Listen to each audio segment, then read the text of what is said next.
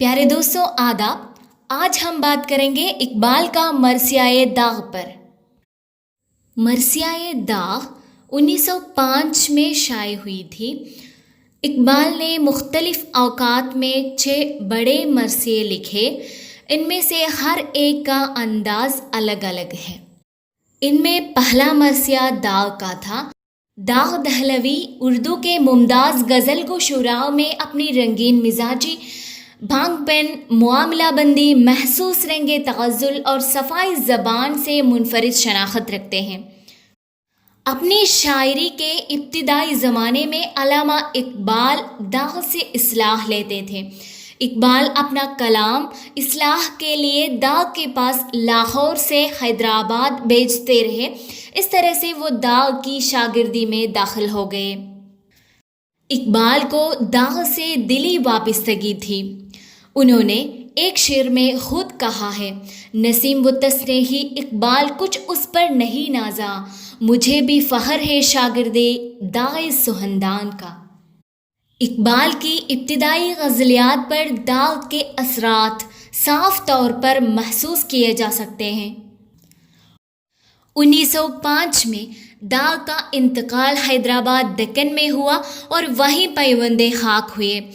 داغ کی وفات حسرت آیات پر اقبال نے 23 اشعار پر مشتمل مثنوی کی حیت میں ایک مختصر مرثیہ لکھا جو ایجاز و اختصار، رمز و کنایہ، تاثیر و بلاغت اور دیگر شعری محاسن سے مملوء اور لاجواب ہے۔ ہر ایک بند میں اقبال نے اپنے دلی تاثرات و احساسات کو مرثیے میں باندھا ہے۔ اقبال نے مرثیے کی ابتدا میں غالب، میر مہدی مجروح اور امیر مینائی کو یاد کیا گیا ہے۔ عظمت غالب ہے ایک مدت سے پیوند زمین، پیوند زمین زمین میں ملی ہوئی، خاک میں دفن۔ غالب کی عظمت مدت ہوئی زمین میں دفن ہو چکی، یعنی غالب کو وفات پائے ہوئے ایک زمانہ گزر گیا۔ مہدی مجروح ہے شہر خاموشاں کا مقیم۔ مہدی مجروح میر مہدی مجروح دہلوی۔ میر مہدی مجروح دہلوی مرزا غالب کے نہایت عزیز شاگرد تھے۔ 1904 میں وفات پائی۔ اس شعر میں کیا ہے؟ غالب کو وفات پائے ہوئے ایک زمانہ گزر گیا، میر مہدی مجروح بھی قبرستان میں مقیم ہو گیا۔ توڑ ڈالی موت نے غربت میں مینائے امیر، چشم محفل میں ہے اب تک کیف صحبائے امیر۔ امیر احمد مینائی جو داغ کے خمسر اور مد مقابل تھے۔ توڑ ڈالی موت نے غربت میں مینائے امیر، یعنی امیر مینائی جن کی حالت غربت زدہ تھی، موت نے امیر مینائی کی سراخی بھی پردیش میں توڑ ڈالی۔ لیکن محفل کی آنکھوں میں امیر کی شراب کا نشہ اب تک باقی ہے۔ مطلب یہ ہے کہ امیر مینائی کا اصلی وطن لکھنؤ تھا، لیکن ان کے وفات حیدرآباد دکن میں ہوئے جو ان کے لیے پردیش تھا، اور ان کی شاعری سے لوگ اب تک متاثر ہیں جیسے ان کی زندگی میں متاثر تھے۔ اردو زبان کے ان 3 بڑے اور مشہور شاعروں کے ذکر کو اقبال نے داغ کی عظمت کی تمہید بنایا۔ اس سے اقبال یہ ظاہر کرنا چاہتے تھے کہ داغ اس بزم انجمن کا ایک روشن ستارہ تھا جو غالب، مجروح اور امیر مینائی جیسے عظیم الشان شاعروں کی بدولت جگمگ کر رہی تھی۔ آج لیکن ہم نوا سارا چمن ماتم میں ہے، شمع روشن بجھ گئی بزم سخن ماتم میں ہے۔ آج لیکن آج کیا ہوا، اے ہم نوا دوست و احباب، اے ہم نوا سارا چمن ماتم میں ہے، آج سارا باغ سوگوار ہے۔ روشن شمع بجھ گئی، سارا چمن ماتم میں ہے، شمع روشن بجھ گئی، روشن شمع بجھ گئی، اور شاعری کی محفل پر ماتم کا سما چھا گیا۔ یعنی آج ان کی موت سے یہ ساری محفل ماتم برسی کا شکار ہوئی۔ اس محفل مشاعرے کی شمع جو روشن تھی وہ بجھ گئی اور بزم سخن ماتم میں ڈوب گئی ہے۔ بلبلِ دلی نے باندھا اس چمن میں آشیاں، بلبلِ دلی یعنی داغ۔ اقبال نے داغ کو بلبلِ دلی قرار دیتے ہوئے کہتے ہیں، داغ نے جو دلی کا بلبل تھا اس چمن سے اس باغ میں اپنا گھونسلہ بنا لیا۔ ہم نوا ہے سب غنا دل باغ خستی کے جہاں، جہاں باغ خستی کی تمام بلبلیں اس کی ہم نوا ہیں۔ اقبال کہہ رہے ہیں داغ جو دلی کی بلبل تھا اس چمن سے اس باغ میں اپنا گھونسلہ بنا لیا جہاں باغ خستی کی تمام بلبلیں اس کی ہم نوا ہیں، یعنی داغ اس جہاں سے رخصت ہو کر عالم بقا میں پہنچ گیا جہاں پہلے سے دنیا کے بڑے بڑے شاعر پہنچ چکے ہیں۔ چل بسا داغ آہ میت اس کی زیب دوش ہے، آخری شاعر جہان آباد کا خاموش ہے۔ زیب دوش یعنی کندھوں کی سجاوٹ، کندھوں پر اٹھائی ہوئی۔ چل بسا داغ آہ آہ، داغ تو چلا گیا، میت اس کی زیب دوش ہے، اس کی میت لوگوں کے کندھوں کی زینت بنی ہوئی ہے۔ شاہ جہان آباد کے آخری شاعر نے بھی ہمیشہ کے لیے خاموش ہے۔ اس بند میں اقبال نے داغ کو بلبل دلی اور اپنے طرز کا آخری شاعر قرار دیتے ہیں۔ دوسرے بند میں اقبال نے داغ کے اوصاف بیان کیے ہیں۔ اب کہاں وہ بانگ پن، وہ شوخی طرز بیان، آگ تھی کافور پیری میں جوانی کی نہاں۔ اب کہاں وہ بانگ پن، وہ شوخی طرز بیان، یعنی طرز بیان کی شوخی اور بانگ پن داغ کے ساتھ ختم ہو گئے۔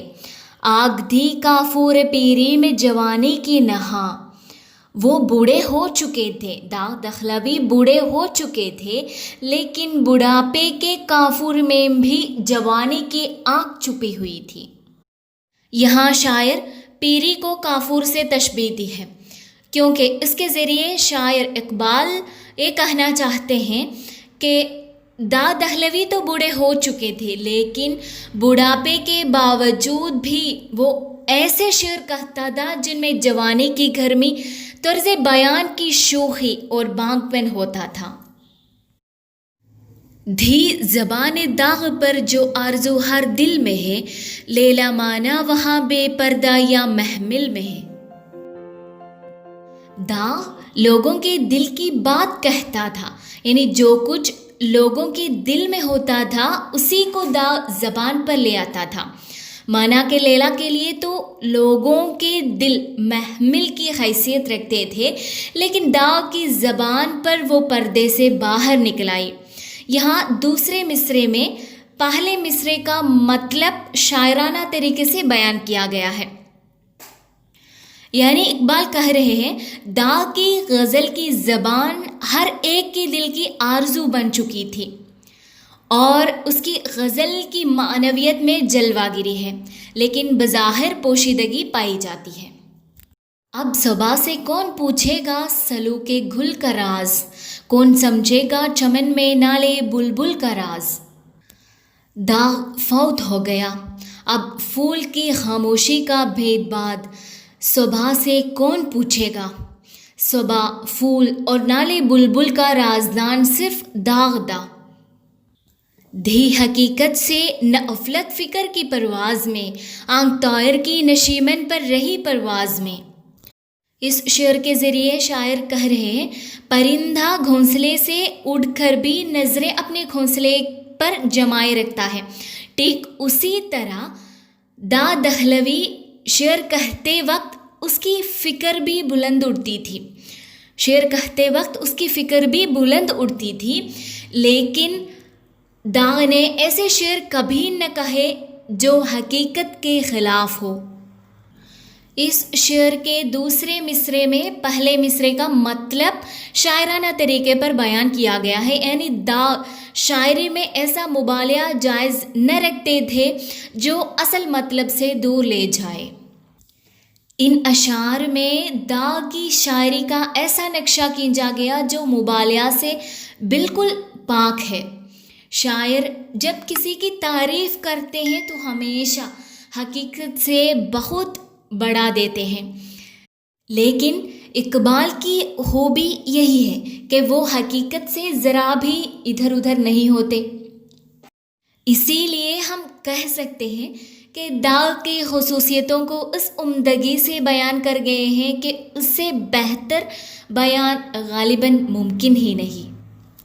مرثیے کے تیسرے بند میں اقبال نے داغ کی شاعری کے مضامین کی باریکیوں پر اور اس کی تخداریوں پر قیاس آرائی کی ہے، اور دکھلائیں گے مضمون کی ہمیں باریکیاں، اپنے فکر نقطہ آرا کی فلک پیمانیاں، تلخی دوران کے نقشے کھینچ کر رلائیں گے، یا تخیل کی نئی دنیا ہمیں دکھلائیں گے۔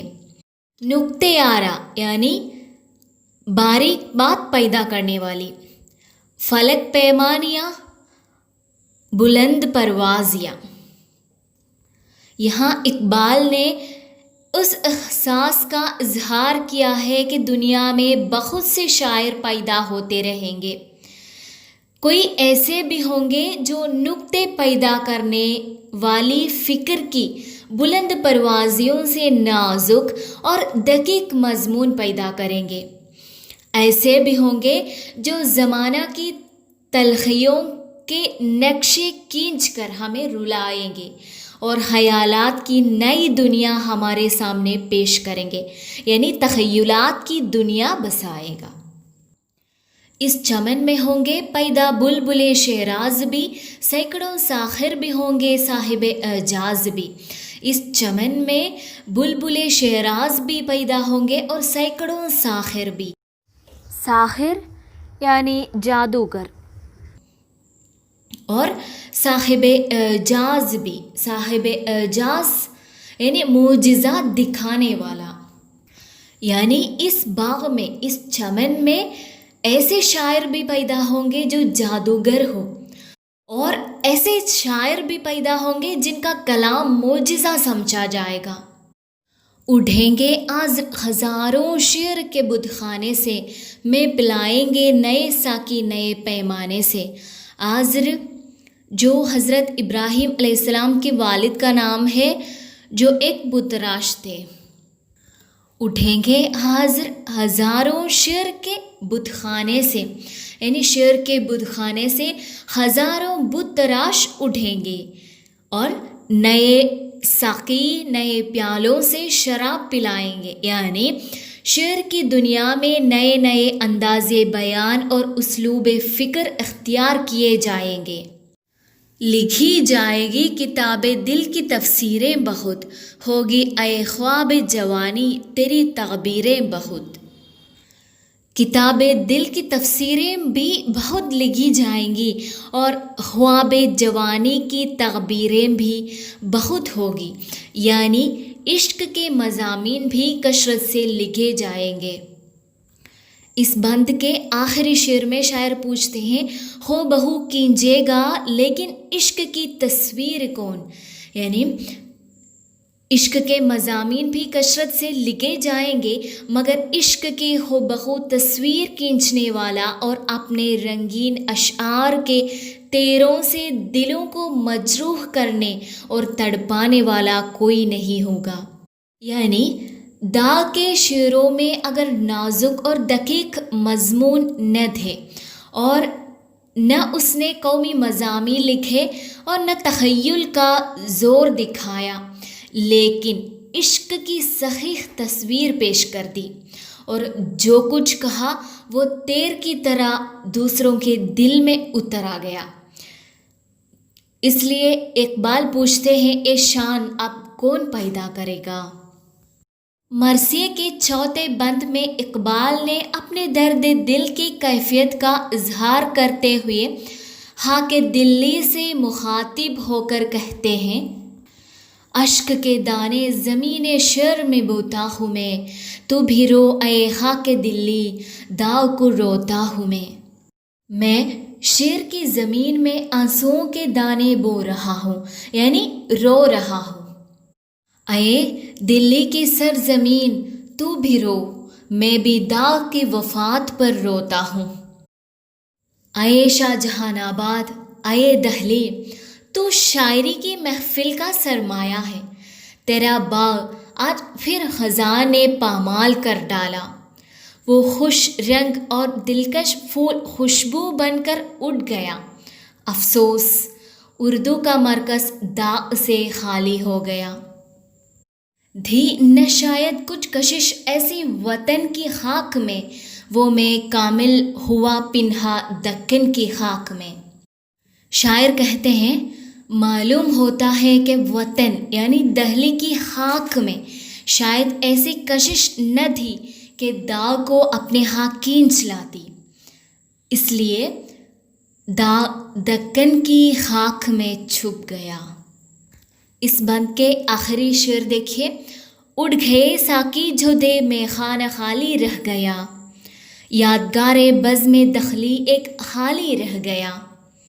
شاعر کہتے ہیں، جتنے شراب پلانے والے تھے وہ اڑ گئے، شراب خانہ خالی رہ گیا۔ یہاں صرف ایک خالی دہلی کی محفل کی یادگار باقی رہ گیا ہے۔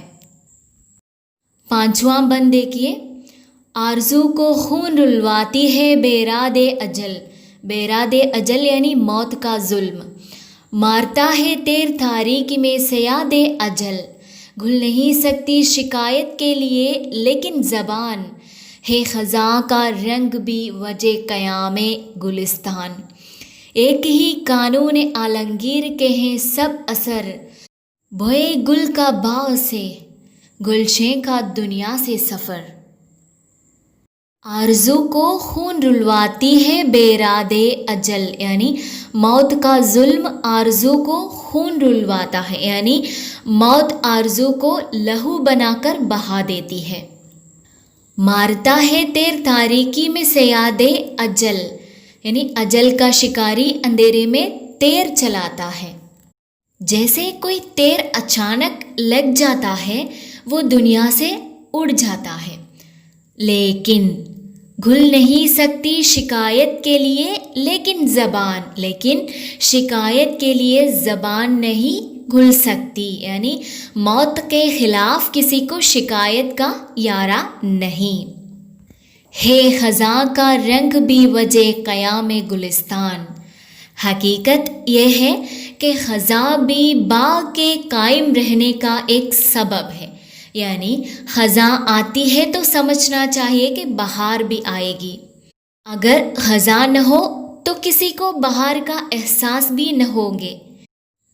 ایک ہی قانون عالمگیر کے ہیں سب اثر، یعنی یہاں ساری دنیا کے لیے ایک قانون جا رہی ہے اور جو کچھ ہو رہا ہے سب اسی کا نتیجہ ہے۔ پھول کی خوشبو باغ سے اڑ کر باہر جاتی ہے اور پھول توڑنے والا دنیا سے رخصت ہوتا ہے، یعنی فنا سب کے لیے لازم ہے۔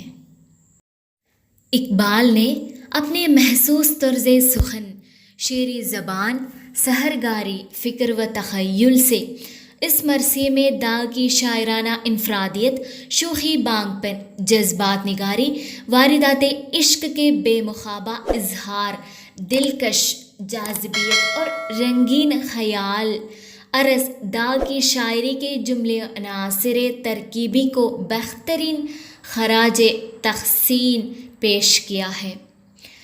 اس سے بیشتر عظیم شان شخصیتوں کے لیے بڑے بڑے مرثیے لکھے گئے ہیں، لیکن یہ اردو شاعری میں پہلا مرثیہ ہے جس میں مرنے والے کا ماتم بھی بڑے پرتاثیر انداز میں کیا گیا ہے، ساتھ ہی اس کی خصوصیتیں بھی ٹھیک بیان ہوئی اور انداز بالکل نیا ہے۔